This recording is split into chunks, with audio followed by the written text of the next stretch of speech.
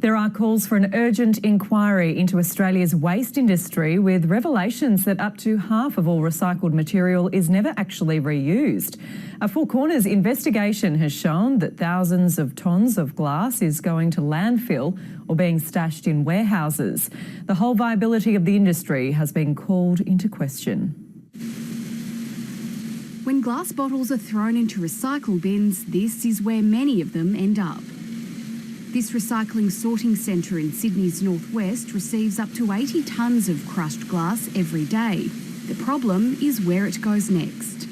There'll be an uproar if communities or, residents know that their bottles aren't recycled. It is shocking. Glass used to be the backbone of Australia's recycling industry, but prices have slumped and it's now far cheaper to import new products from overseas.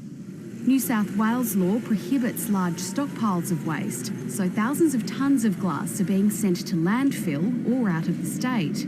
Some get shipped overseas, some is crammed into warehouses in Victoria.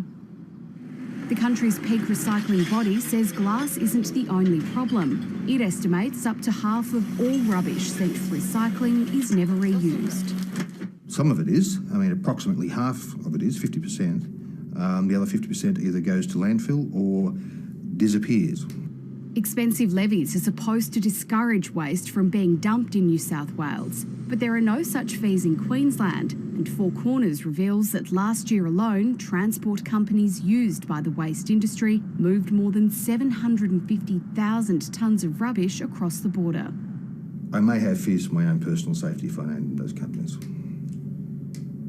Why? Because I'm speaking out and blowing the whistle on something that's going to cost people hundreds of millions of dollars if it's stopped.